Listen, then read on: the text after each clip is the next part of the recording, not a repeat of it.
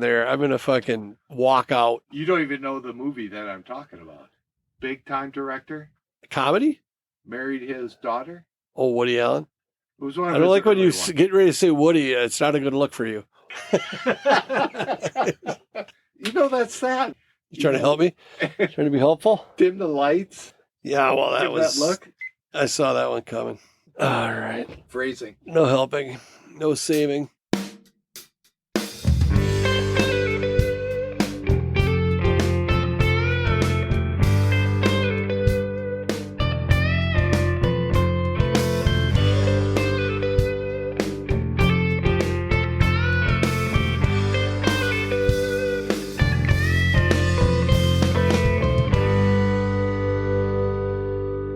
This is TheAscertainers. You're in the right room.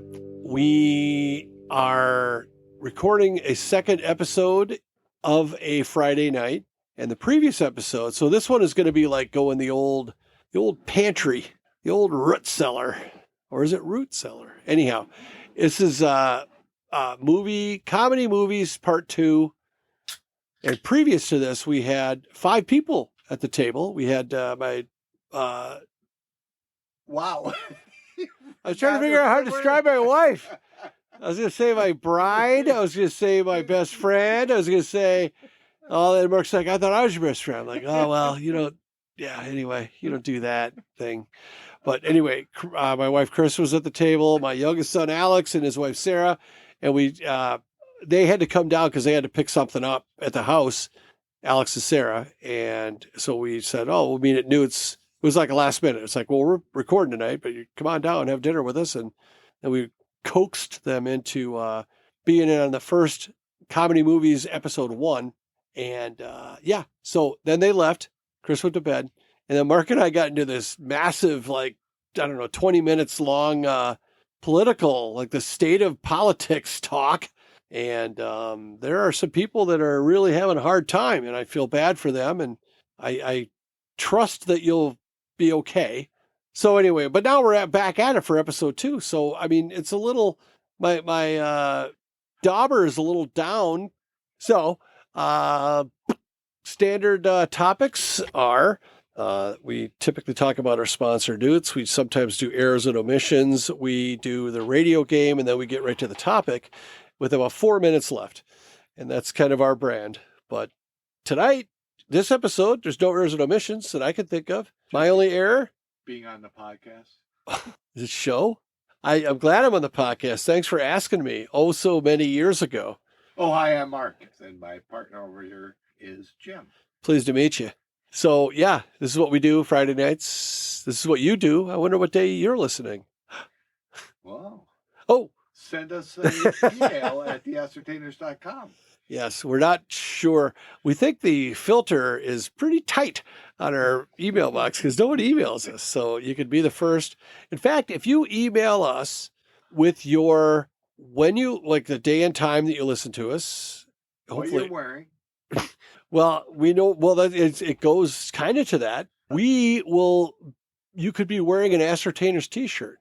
So for the first person that emails us and says, hi, I'm, you don't got to use your real name. But I listen to you on Wednesdays, or I listen to you by Wednesday. I'm sure it'll already be taken. But and here's where you can send my t-shirt, and here's my t-shirt size. We'll send you a t-shirt. No questions asked.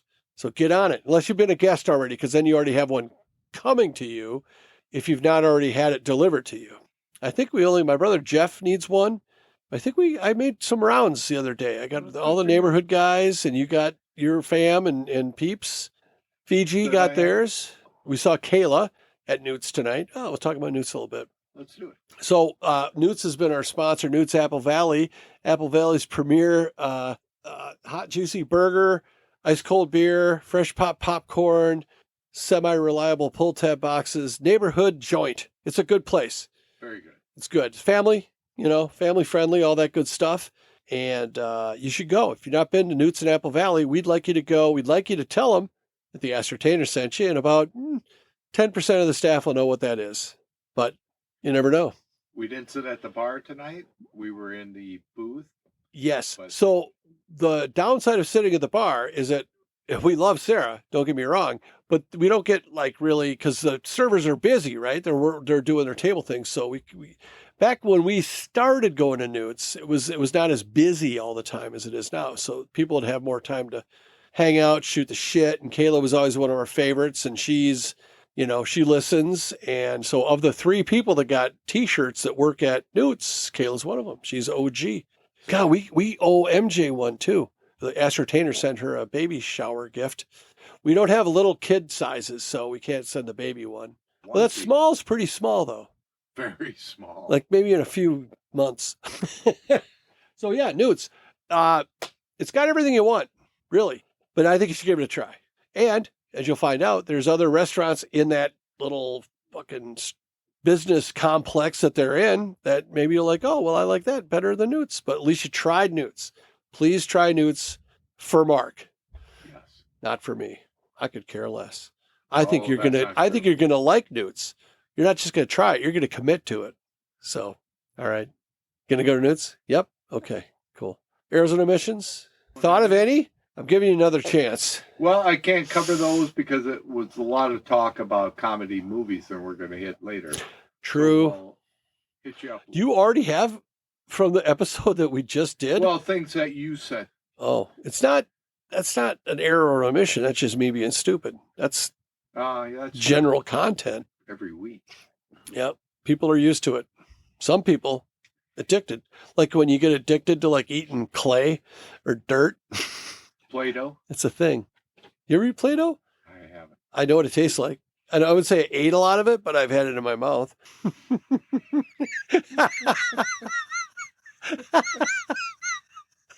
Just a little. We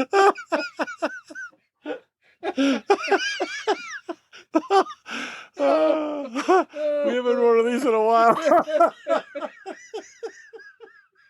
There's the whistle laugh for those scoring at home. Oh, goodness. I got watery eyes. Yeah. Anyway, fun fact: all the colors taste the same. It's like the opposite of a jelly bean. Blue tastes like green, tastes like yellow. I think those are the main colors. Can we get out of this and go to the radio game? All right, guess we're going to the radio game. Okay, new bands. We didn't really explain what the radio game is. Not that we really probably should wait. So the radio game is we like to call it a Ascertainers exclusive. That's where a couple of guys, one named Mark, one named Jim. That's Mark. I'm Jim. We guess 4 bands that we think will be playing on KQ. This is the best way to describe this game. Of course, I fucking interrupt myself, but we guess 4 bands that we think one of them might be playing on KQ 92.5 in your FM dial, one in the greater Minneapolis area. Minnesota, by the way. It's up. And so we typically will name 2 bands that everyone knows, and then 2 that are a little more like less often heard. And Mark, why don't you tell us your top 2 bands? Okay. These are songs that come from Once Upon a Time in Hollywood. Bob Seger, Ramblin' Gamblin' Man. Okay. Deep Purple, Hush. Ooh. I'm with Styx and Loverboy. I don't do the song. I'll go Blue Collar Man and Everybody's Working for the Weekend, but I'm just taking the band. That's fine. Because that's what the radio game's all about. Okay, what's your lesser knowns? If you listen to the Led Zeppelin episode, we were talking about Vanilla Fudge.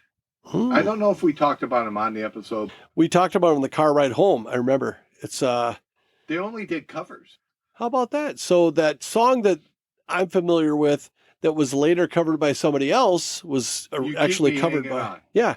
And that's the song I'm going with. And I'm going to go with George Thorogood, Treat Her Right, but it was originally written and sung by Roy Head. Roy Head? Nice name, buddy. I think he co-wrote it with Scott Handjob. Roy Head? Yeah. Play on words. Anyway, all right, Roy Head. I hope you win. I'm going with Scandal and Winger. That's out there. If it's Winger, I'll be shocked. I've got the earbud in my ear. It is a song. I don't recognize it yet. Oh, God, please don't be over.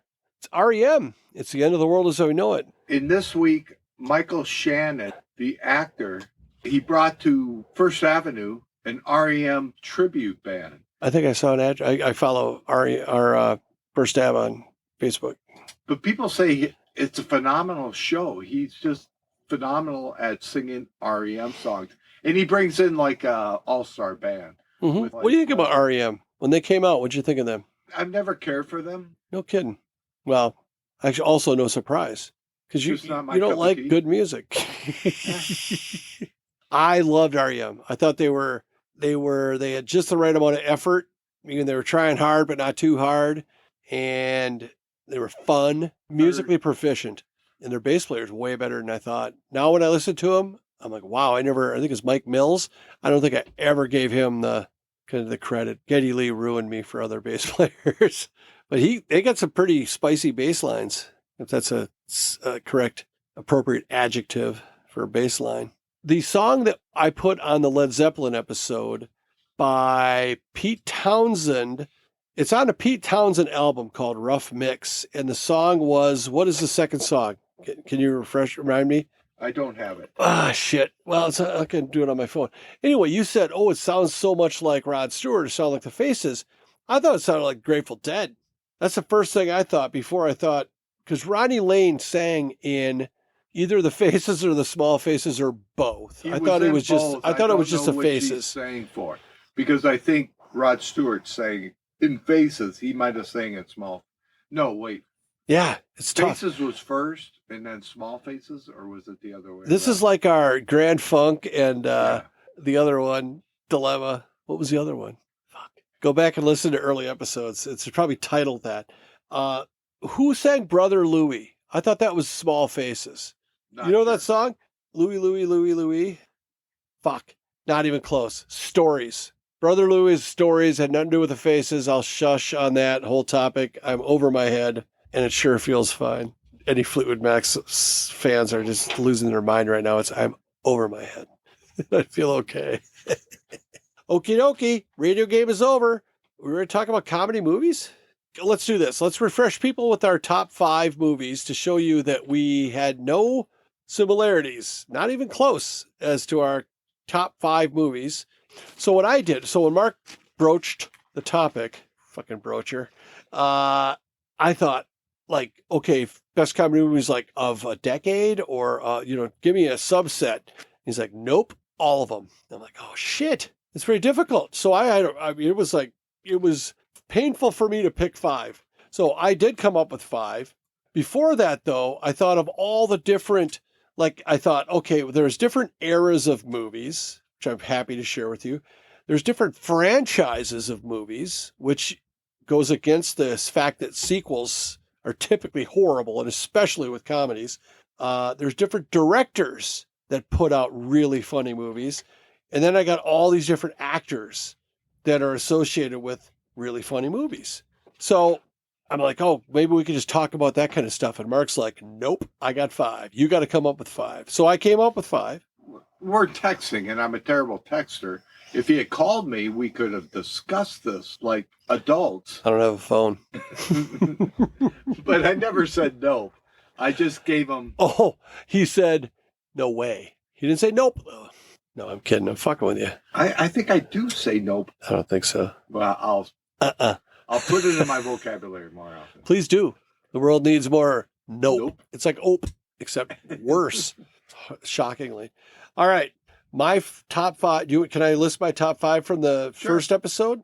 What I landed on was Dumb and Dumber, Goldmember, Airplane, Old School, and Anchorman. And I realized that there's a couple of those are really in a tight band. Anchorman and Old School specifically. They came out like 3 years apart. But I have so many more that would be honorable mention. What's your top 5, Mark? Monty Python and the Holy Grail, Young Frankenstein. My third one was Airplane, but you had that, so I went with Animal House, The Jerk, and something from the 70s, The In-Laws. 1970s, we're told. Could be the 1870s, we don't know. Were there movies then? No. Yeah, well, then probably 19 then. Well, it was a play. Of course it was. Tennessee Ernie Williams, you say? I'll ask this question. What is your guilty pleasure? Something that you're kind of embarrassed about mentioning. I already said I like Grease. What can you say after that? Is that a comedy? No, I'm just saying that I don't have any other more embarrassing things. Mine would be Hot Tub Time Machine. Okay. I think a lot of people would say, nah, that's not my cup of tea. I'll say that one too then. The people that like that movie really swear by that movie. I've only seen, I've probably seen the whole movie, but not in the order that it was shot in. I think like it would probably be like an old movie like Silver Streak or some Gene Wilder movie. Wow, that's a good reference. Because Gene Wilder he had a couple that kind of stood out to me. But he was a lot of fun. Kind of good, clean fun that was probably half of it was over my head. And if I rewatched it, I'd be like, oh, snap. But that's good. Yeah. I can't think. I mean, my comedy palette is very whorish because I like everything that's funny. I can find funniness in like I thought As Good as It Gets, not necessarily considered a comedy, but I thought that was a great movie. Maybe that's my guilty pleasure one. Are you familiar? Jack Nicholson and Cuba Gooding Jr., I think, was in it. It was okay to watch, but it was not something I would rewatch. And that's Helen how Hunt. I grade my... Is it Helen Hunt? No, that's not her name, is it? Shows up at the door after it rained. The headlights. Okay. Subtle. Wow. That's what you're going for. I'm not going to do the whole podcast trying to figure out for our listeners what you're trying to get at, you dumb bastard. Going back to old school, we should mention people like Charlie Chaplin. Chaplin. Is it going to Harry Chapin or Charlie Chaplin? Buster Keaton. Did you like Laurel and Hardy? Yes. I like Abbott and Costello better. Oh, I didn't even think of that one. Three Stooges. Seriously? But those weren't really movies, were they? Well, they did shorts, but they were considered movies. Okay. Yeah, Three Stooges they keep getting better. I would say that Charlie Chaplin, I respected him as, doing silent movies and all that kind of stuff. And he had other kind of funny shit, the little thing with the potatoes and stuff. Have you watched silent movies? They're very difficult for me to watch. Yeah, they're not funny. I mean, they're funny, but they're like, you got to really put in the effort. I also can go really lowbrow. I probably tend toward lowbrow. And you're like, the stuff on your list was a little more smart. Monty Python stuff is a little more, you can't just be an idiot and get all those jokes. Well, it's funny, like the Marx Brothers, they're like the airplane movies. They are shooting jokes out. A lot of them are time. Oh, they're era appropriate? Yeah. Like they wouldn't be as funny now as then, or no? Yes, but they're shooting out jokes nonstop. Yeah.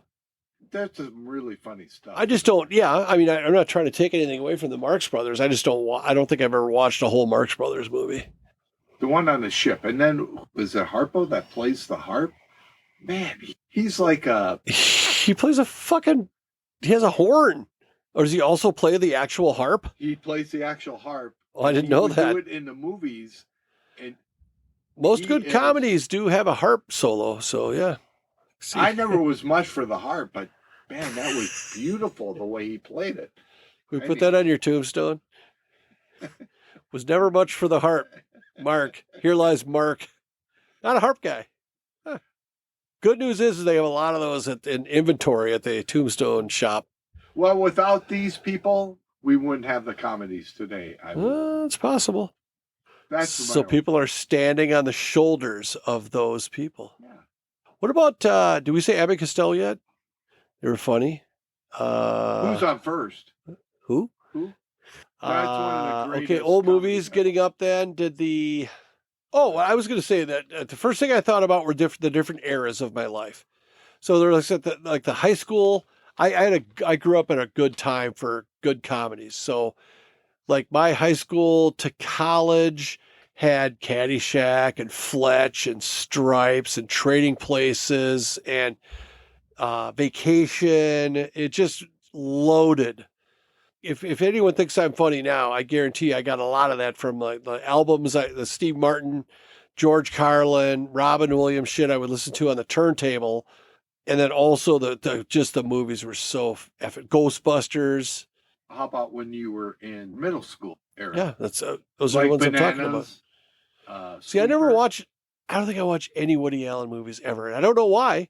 Getting against him. The later ones were too intelligent for me. Like Sleeper. Man, when I saw that as a little kid, I was rolling in laughter. No shit. Yeah. Is that the one you'd recommend? Yeah, Sleeper, where he goes, falls asleep, ends up in the future.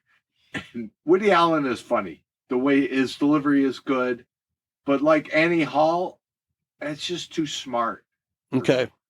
I think that might have been my first opportunity to watch, and I'm like, I don't think I'm going to like it. So I just associate that with all of his movies. Yeah, the earlier one, Banana's pretty funny, where he ends up in South America as a revolutionary. He's like the geeky guy that. Is he kind of like Peter Sellers in the Pink Panther? Is that kind of his character? Kind of Different. So that was Peter Sellers. Did I say that already? You did. What else is he in? What's the one? Oh, the famous one where they're dropping the bomb. And he plays 3 different characters. Oh, Mad World? No. It has Sam Pickens riding the. Oh, is that like Dr. Zhivago? I don't know. No.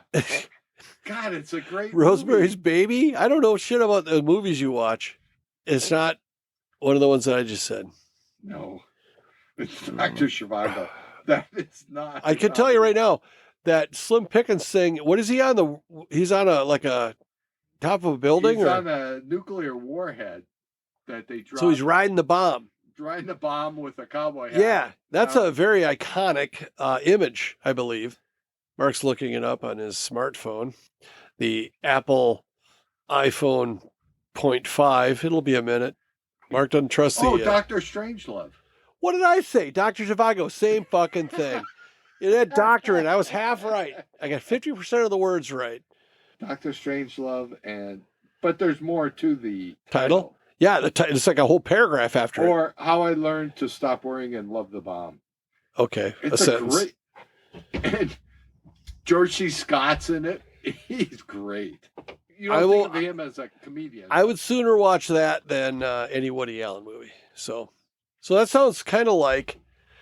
There was a recent movie out. I don't think it was... I think it went straight to like streaming. Oh, crap. It's called Don't Look Up. Oh, was it similar, or is that anyway a knockoff of the other? Because it was about the... Don't Look Up. It was poorly done. Ooh, not a fan. I enjoyed it. Mostly because it parodied kind of everything. It made fun of a lot of society that I pay attention to. Yeah, but it wanted to send a message also. And I didn't care for that. Oh, well, okay. Okay, boomer. Okay, then there was the adult stuff, which would include like things like Old School, Anchorman, which made my list, by the way. A lot of and I'm going to go to directors here, a lot of like the Adam Scott movies, which we haven't even talked about yet, because those are in the third phase.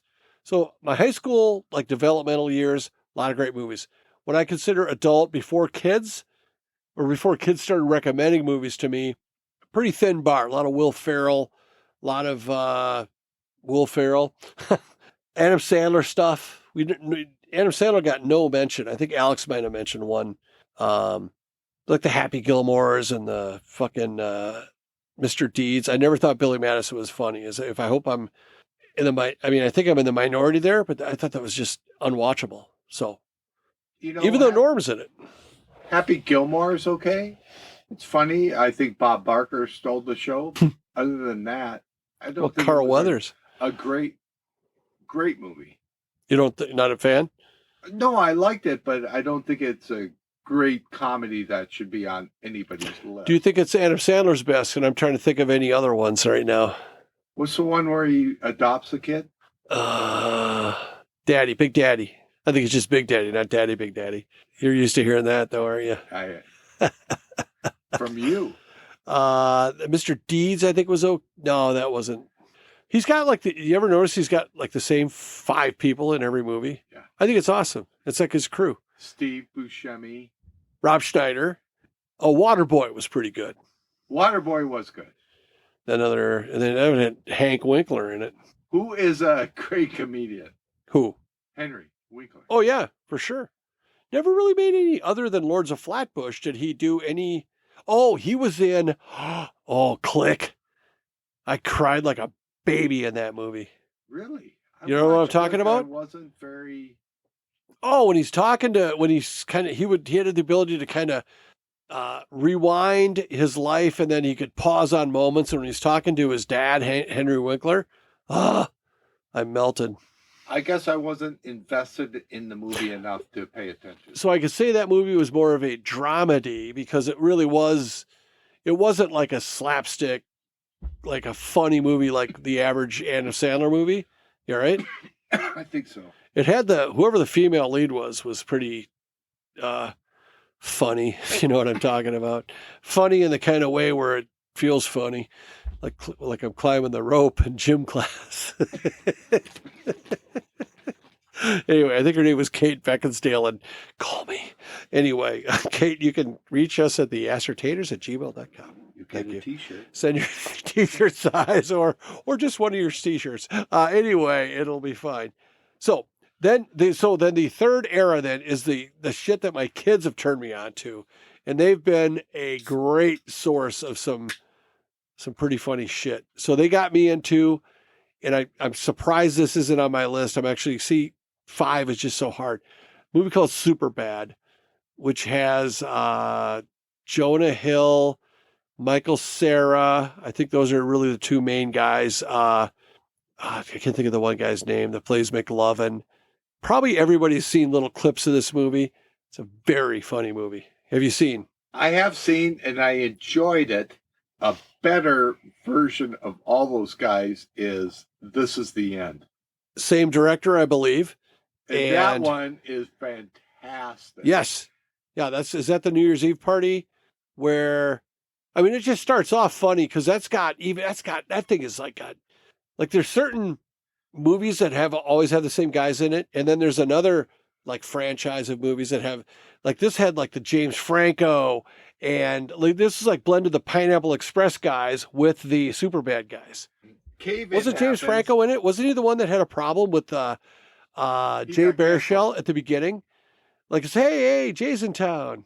Yes. Or was it Jonah Hill that had a problem with him? No, it was Franco. They all used their real names in this one. Okay. And Seth Rogen. Seth Rogen, yeah. They were friends, but Seth was friends with the person you just... I think it was Jonah Hill was the one that had the big problem with the other guy. No, Jonah Hill was the one who was so friendly to everybody. Okay, all right. Yeah. But that's a good one. That might be, that's up there with Hot Tub Time Machine, I think, with kind of percent of the population that's actually seen that movie. That's a guilty pleasure one.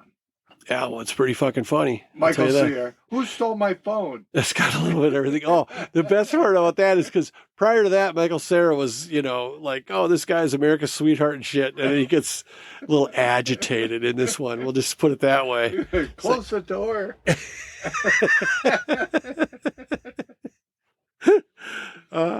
Okay. Other one that people have tried to find this one. It's actually hard to find. But it's a Canadian movie called Fubar. And it is two basically Canadian kind of like, it's kind of like a documentary, like a mockumentary or whatever. They follow these two guys around who are just fucking headbangers. That's all they are. One of them works at like a place that makes tables and shit, like a manufacturing place. And the other one is an aspiring musician and shit. Terry. He's got the kind of name you can put ER at the end of. I'll think of it later, but fantastic. Fubar. There's actually two of them. And they both hold up. They're both pretty fucking funny. If you can find Fubar, give it a look. And all I can tell you is you're going to go, what the fuck did I just watch? Fubar is a military term. And it means... So you got to say it. Effed up beyond all recognition. Boo. Mark don't swear. Mark don't eat meat. Mark don't swear. What do? Do you dance? I do. I'm an Adam Ant fan too. Are you an excellent dancer? I've never seen you dance. I am. The Ascertainers should go out dancing some night. What do you think? Leave the wives at home, just us two? What's that one that happened on Saturday nights, and I had the guy that looked like John Travolta. Danny Terrio? Yeah. Dance. Is it like Dance Fever or Dance? I can't remember what it was. But Dance they would Party? grade people, and I won that competition. That was you? Yeah. That before your Tai Chi? Now I would win, but it would be very slow movements. Yes. Oh, yeah. That's what the kids are into now. It's like tantric dancing. Arthur. Would that be Dudley on your Moore? list? What about? Would that be on your list? No. I saw it. That would be in the formative years. I was like junior high. I like 10 a lot better than Arthur, as far as Dudley Moore being funny. Remember the movie 10? I do. That's funny. That movie really had it all. That movie had everything a junior high kid needed. Yes. Even if it was only for the Bo Derek part. But no, the other stuff was funny as shit too. I think that maybe is tainting your view of the movies. I thought Arthur was funnier than 10. Okay. Especially the things you couldn't do now. You can't drive drunk as much as Arthur did. Okay. Respect. I think what got me is I got tired of the drunk bit. You know, I think I didn't like or whatever. I found that I could tell he was playing drunk. He wasn't really drunk. Not that it would have mattered, but I don't know. I thought it was okay. It was funny. It had its moments, but it got a little tiresome to I guess me. I was looking at it. God, I love disagreeing with you. Is that what it feels like to be you? Yeah. To be me or whatever? Will I be as cute and people think I'm as funny and lovable later in life, like now? But I find out you really don't like me when I drink so much. God, can you hear how quiet it is? It's the silence is deafening. Mark, I hate it when you fake drunk, when you drink water and then, pee on my fucking front door and stuff Dean like Martin? that. Dean Martin. Was he already, what movies was he in? Ocean's 11. Dean Martin? Oh, the original. Okay. He was in a lot of cowboy movies, or two were with John Wayne. He did a lot of movies with Jerry Lee Lewis. Jerry Lee Lewis? You mean Jerry Lewis? Didn't he play piano? Did he bang his cousin? No. No way, I don't think he did. So I just thought of something because you brought up Dean Martin, or maybe I did. But there's a movie called Swingers, and Dean Martin, one of his songs is on the soundtrack. And have you ever seen the movie Swingers? No. I think you'd like it. I've seen snippets of it, but I've never watched the whole thing. And then there's another movie that I really like. I don't think it's top 5, but it's called I Love You, Man. And I have seen that. The guy from Swingers, one of the two, it's Vince Vaughn and this Jon Favreau guy. And Jon Favreau was also in I Love You, Man. And he's the guy, the wife of the husband of Jamie Presley. And he, he's like, Paul Rudd tries to make small talk with him. He goes, yeah, I don't give a fuck. He's like, okay. I just fucking love that guy. Didn't he puke on him? He went to poker night and he won. He took him deep, and then they did a drinking game and he threw up all over the one guy. Yeah. Good times. I feel like we could have a third episode. I feel like we're kind of going to fill this one up because can I bring up some franchises? Do you have anything else, any other stuff? Because I feel like I just dominated the conversation. Go ahead. I want to talk about franchises. Okay. And maybe we can revisit any of these at any time. Or no, fuck it. I'm going to bring up actors real quick because I came up with I got about a dozen of them. And I only have, this is kind of unfortunate. I only have one female in there, but I find her very, very funny. But I'll get to her when she comes on my list here. Phrasing. Jim Carrey, just kind of Dumb and Dumber, Yes Man, fucking Me, Myself, and Irene. Good catalog. I love Dumb and Dumber, but the rest of them were okay. Really? Except for Sonic. And I can match them. Sonic 2. Sonic? Sonic 3. I've not seen. But I can match Jim Carrey with the Farrelly brothers because they did, I think, Me, Myself, and Irene, and they did Dumb and Dumber. I don't think they did Yes Man, but Farrelly brothers also did Something About Mary, which was, so they weren't tied to him, which brings me to Ben Stiller is in some movies that I really, really like. Zoolander, Dodgeball, Something About Mary. So I'm going to go 3 movies each. Will Ferrell, we talked about him. Old School. Zoolander. Wow, Zoolander comes up a lot. A lot of roads lead to Zoolander. I wasn't a big fan of Zoolander. Really? How the hell are we compatible at all? We aren't. That's why we have a podcast. I know, that's pretty cool. I like it. Paul Rudd, although I love you, man. I can't think of hardly any other Paul Rudd movies.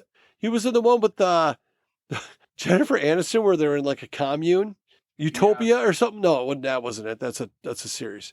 Anyway, he does a little thing where he was in another one where they were selling Red Bull also. Oh, Role Models. Yeah. Yes, yeah. So Paul Rudd, quality. Bill Murray. Let's go Stripes, Kingpin, Something About Bob, Scrooged. Zombieland. He was in Zombieland? Yeah, he got killed by one of the people in Zombieland because he was acting so well as a zombie. Well, I don't go for that kind of thing. That's Bill Murray. He's a saint. Get it? Bill Murray used to own the minor league baseball team in town called the St. Paul Saints. They still have his cardboard cutout. And he still goes to games once in a while. He'll like take tickets or he'll sell pop. He's a man of the people, that one. Leslie Nielsen. How could you not like Leslie Nielsen? The guy was just the ultimate. Was he even a straight man? I mean, he was a straight man. He was like but he had it all. He had range. I think Airplane was his first delve into comedy. Because he was a classical actor before, right. Yeah? God, that Naked Gun. I'm trying to think. Those are the only 2 little franchises, but there was, I think, at least 2 Airplanes and at least 2 Naked Guns. And then he did the show From the Files of Police Squad. Police Squad, yep. Hey, it's Enrico Palazzo. That cracks me up. Then we get to Melissa McCarthy. I find her to be hilarious. More so than any other female actor I can think of. Although I've probably given like Lucille Ball. I don't really watch Lucille Ball movies though. I like Kristen Wiig, but she's not hilarious in movies. What's your top McCarthy film? I do have one. I think Bridesmaids, she's really good in. I also really like her in Identity Thief or It's with her and she and Jason Bateman. Oh, now I'm going dark. What's yours? Spy. Really? There was another one where she was like a big corporate executive. She's hilarious. Yes. Oh, but the best is it This Is 40? She plays a mom at the school. So it's Alicia Mann and is it Paul Rudd? It is Paul Rudd. Yeah, it is. Okay. And their kid was getting bullied by a kid at school, right?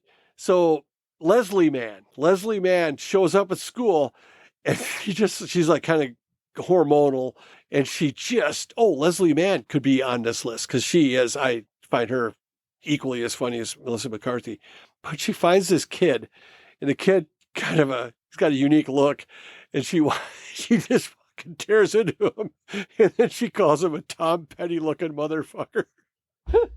At the end, cut to the next scene, they're in the principal's office and it's that kid's mom with Leslie Mann and Paul Rudd and the principal's kind of siding against Melissa McCarthy. It's brilliant. And if you look at outtakes from that, she goes on for like 5 minutes just ad-libbing, just saying some of the most horrendous shit that you could say to another person. It's good. I like it. Are we at the end of this episode? Because I got a few more things, but I'd like to hear your opinion or your. Do you really want to hear my opinion? I do. I'll tell you when I don't, though. So keep going. Grumpy Old Man. Mm-hmm. Never seen it. I haven't either. Until now, my wife has watched it the last couple of days 4 times. She like it, obviously? I guess so. I hope so. But there are some funny parts to it, and it's very Minnesotan. Oh, I've heard outtakes, like the really old guy, not Mathau, but his dad or whatever. Yeah, he's going to slip her the old... Yeah, his euphemisms are the tuna boat to whatever. That's what reminded me of it. We could probably revisit this another time. Okay, I'm game. Hey, man, that's a massive... black hole of content to go into comedy movies. I don't think that's right. It's expansive. There's a lot to talk about. if we limit ourselves to 2 episodes, then we're going to run out of shit to talk about. But I think this put a pretty good dent in it. The other, by the way, so we had the actors, we had directors and franchises. And I think Kevin Smith was not brought up, like The Clerks, Chasing Amy. Why don't we revisit this another time? You're trying to tell me something, Mark? Yeah, shut up. See how easy that was? All right, cool. Well, get all of us at TheAscertainers@gmail.com. Like us on the Facebook. Thank you for listening. And this is from Mark and Jim. Mm-hmm. Bye now.